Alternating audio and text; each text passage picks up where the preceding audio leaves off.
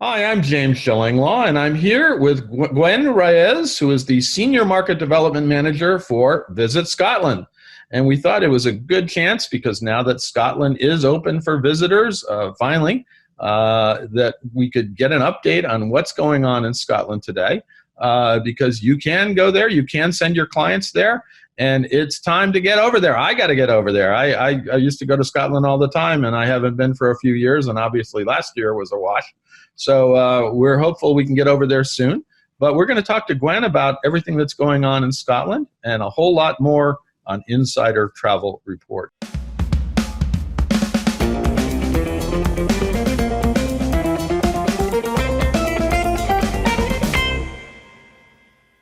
Now, Gwen, first of all, where are you and how are you?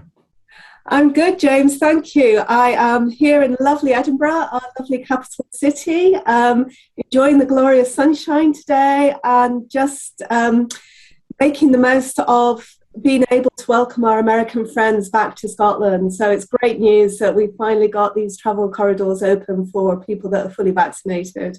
And you have a little friend behind you there, that's just overseeing, making sure we do this okay, right? Yeah, he makes sure he keeps me straight. This is Hamish, my red squirrel friend, and you can see lots of red squirrels throughout Scotland, primarily in the Highlands, but also in Dumfries and Galloway as well. That's unique to the UK. That you can see the red squirrels in such quantities, and it's a real joy when you see them scampering around the trees. Well, that's the thing is people forget there's all these wonderful cities and towns in Scotland, but there's an incredible wildlife, incredible nature, and all kinds of things. But we'll talk a bit more about that. But let's get to the first question. Obviously you are now open, as is the rest of the UK. So how can U.S. travelers enter Scotland now? What is the protocol they must follow to get in there without getting quarantined? So give us a little primer on how we can get there. Yeah, so this is how things stand today. Today it could change tomorrow, right? Yeah, it's a fast-changing situation, and what I'll say front and center is, we realise it's a fast-changing situation, so we've actually pulled together a web page where we're continually updating all the information, providing all the links to the government sources so people know it's right, and that's VisitScotlandcom/travel protocols. Okay. But the situation at the moment is if you're fully vaccinated, if you've been vaccinated in the US, you've got your CDC card, you can come to Scotland. You need to take a test before you travel.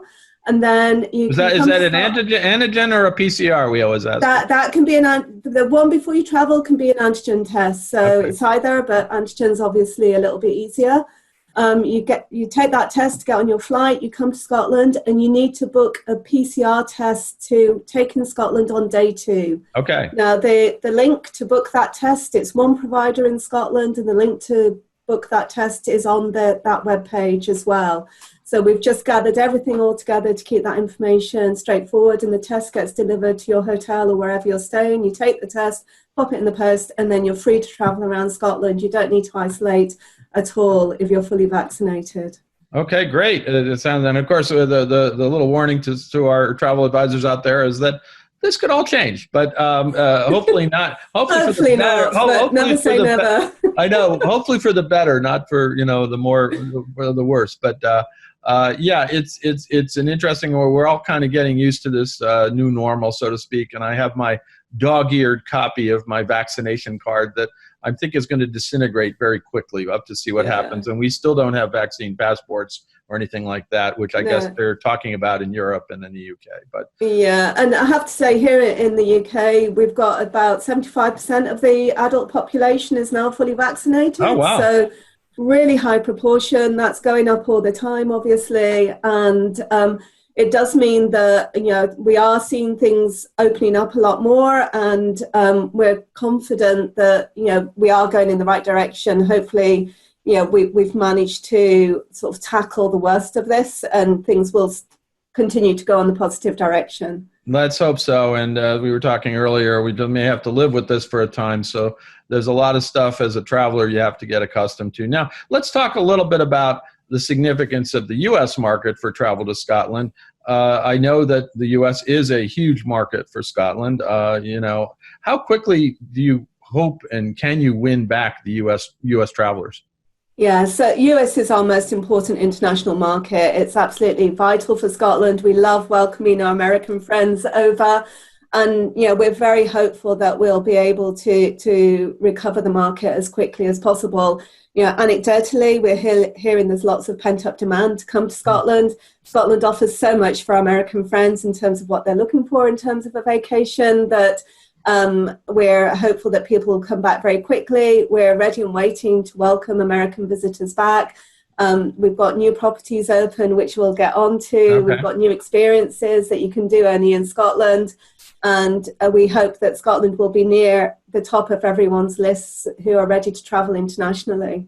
No, that's great. And we're looking forward to getting back as well. Now, once you get to Scotland, what's your best advice for U.S. travelers and travelers in general when traveling in Scotland today? What precautions should they take, or what will be asked of them?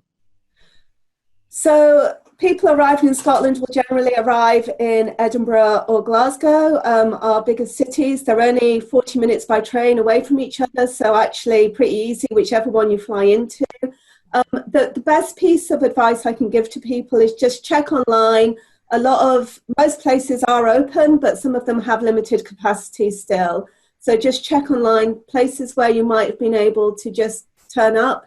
They might be doing free tickets, so it's not necessarily that you have to pay for things, but that there might be tickets that you need to book online beforehand. So just keep an eye on the website. VisitScotlandcom is a good place to start for visitors, and we've got lots of information on VisitScotlandTravelTrade.com for advisors.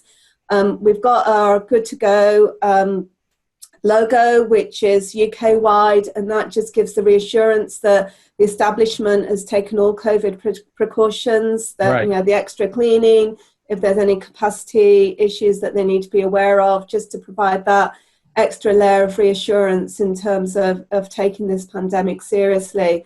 The other thing to be mindful of in Scotland is that we are still requesting that people wear face masks in public indoor settings. So if you're on public transport or if you're moving around a restaurant, you need to wear a face covering. But obviously while you're sitting down and things like that, you don't need to wear the face covering anymore. So that's still the current advice. But again, that's something that may well change as we continue to go through the vaccination and things continue to improve. But in general, are most attractions open in some form and most hotels and restaurants? Yeah, most places are open now. You're able to go along, enjoy it to a certain extent because we've got this management of visits. It can be a more enjoyable experience sometimes. You've got the time to enjoy and not necessarily have the crowds at some of the more popular locations and attractions. So actually, it can actually be a good thing as well. No, that is what we're finding. There is going to be a period of time this year, really, where there's a lot of popular attractions in Europe overall, and in Scotland in particular, that will not have the crowds, at least. So it is a great time to visit, no question about it. Although I'm a little upset because right now we'd be in Fringe Festival at Edinburgh. I'm sure we're not having that quite yet. And then, of course, the tattoo, which is one of my favorite events in Edinburgh Castle. The tattoo, unfortunately, was cancelled, but we do have some live Fringe events, actually. We have got some events going on. Obviously, it's not on the scale it has been in previous years, but yeah, there's some events going on, and the Edinburgh International Festival has events as well. So we're coming back on a small scale, and it's great to be in the city and see the city coming to life again. And just see people back enjoying themselves. Well, I remember last year they did a virtual Fringe, which was interesting. And I'm sure this year, hopefully, some live events. But my favorite still is the tattoo with the pipes and drums and everything. Yeah, you can't beat it. The stirring things you can do in Scotland, and it's every August, and it's really a wonderful experience. Now, as we emerge from this pandemic. Is Scotland is going to be launching, or have they already launched, or have you already launched any sort of marketing campaigns to try to win tourism back? So we've been doing low-level activity at the moment, but our plans is to launch a new campaign during the fall. We very much want to promote those only in Scotland experiences, those unique experiences that you have to come to Scotland to enjoy.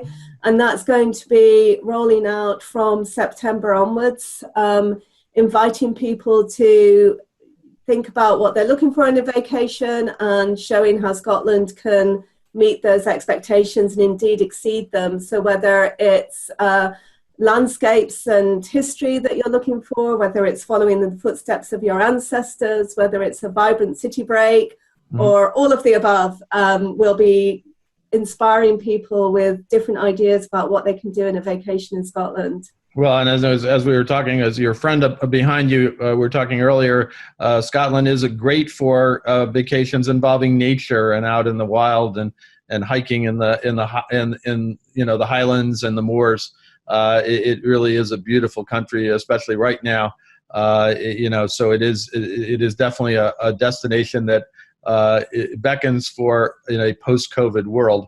So I think that's great, and we'll focus on that as well. Now, in terms of the promotions, anything more you're going to be doing with the travel trade, the travel advisors, travel agencies, to spur more travel to the country? Yeah, I mean, we've been doing a lot of work recognizing that travel advisors are going to have a more important role than they've ever had. Actually, people will be looking for that reassurance, that expertise in terms of booking their vacation and knowing where they can go, and just having that extra helping hand. So we've got a lot of resources on VisitScotlandtraveltrade.com. We've got our digital media library where people can access imagery and video free of charge. They just need to register to say that they'll use the video and imagery in a responsible way, but they can access that. We've got lots of sample itineraries in the toolkit section of the Travel Trade website. People can get ideas of where to send their clients. We can make introductions to destination marketing companies. So if they want people to pull those trips together for them, we can make introductions to Scottish-based tour operators. We're also developing destination training webinars as well to give people an insight into what Scotland offers. We've got introductory webinars, and then for those that know Scotland a little bit, we've got specialist webinars on things like luxury, ancestry, golf, walking, all the different themes that we know Scotland offers. And people can find out about that by signing up to our monthly e-newsletter, again on the VisitScotlandtraveltrade.com website. So sign up to that and we'll let you know when webinars are running, and really looking at how we can help your advisors sell Scotland to their clients, and all work together to connect people to this beautiful country. Absolutely. And I know a lot of our travel advisors out there are eager to get back selling Scotland, and many already have, heading into later in the year and into 2022. Let's talk a little bit about what went on during the pandemic. Did Scotland get a chance to update and upgrade its sort of tourism infrastructure? Did you have any new hotels opening? Any major ones we should know about, for example? Yeah, so we've got some really exciting developments. So here in Edinburgh, we've got the new Glen Eagles townhouse, which is opening in autumn, or in the fall, sorry, and just opening. You can say autumn. It's okay. I'm trying to get the lingo right. So we've got the new Johnny Walker experience as well, which that sounds right away. Well, you've sold me on that one. Yeah, you need to get yourself over to Edinburgh, definitely. So very excited about that in terms of just bringing whiskey straight into the heart of Edinburgh. There's a rooftop cocktail bar overlooking the castle. I mean, where else in the world are you going to get that in the middle of the city centre?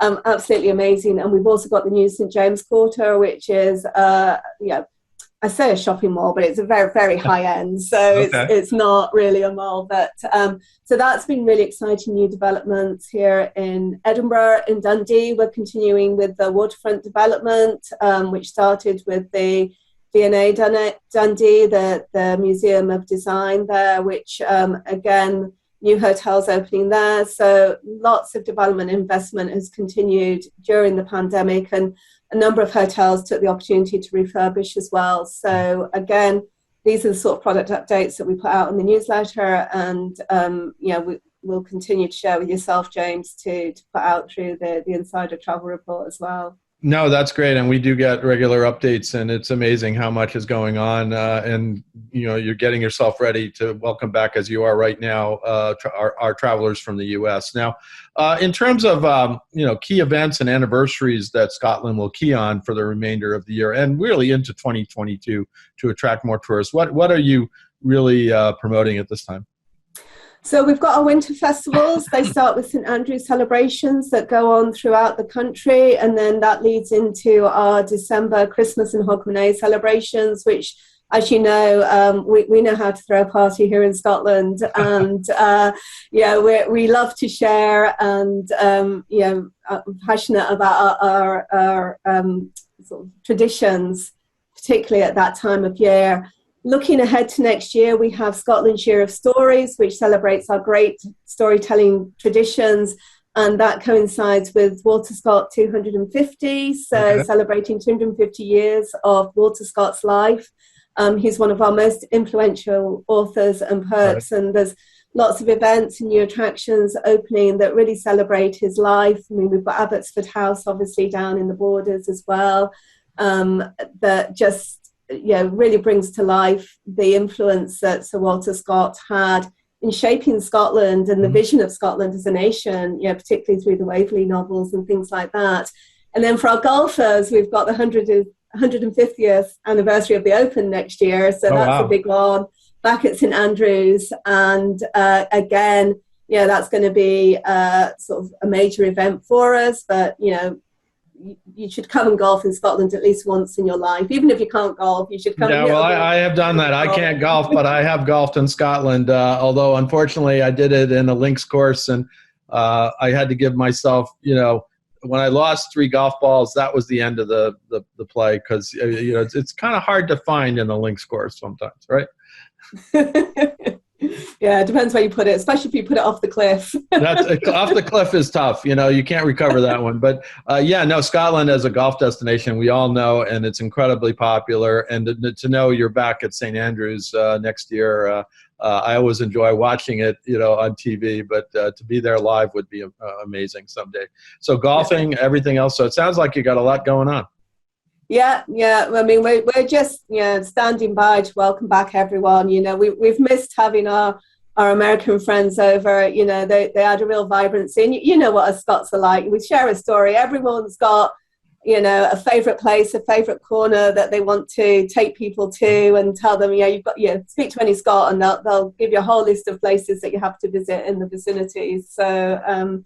We just love our country. We want to share it and help people enjoy Scotland as much as we do. No, absolutely, and being of Scottish descent, you've already got me sold. But for all of those, you can all become honorary Scots if you go to Scotland.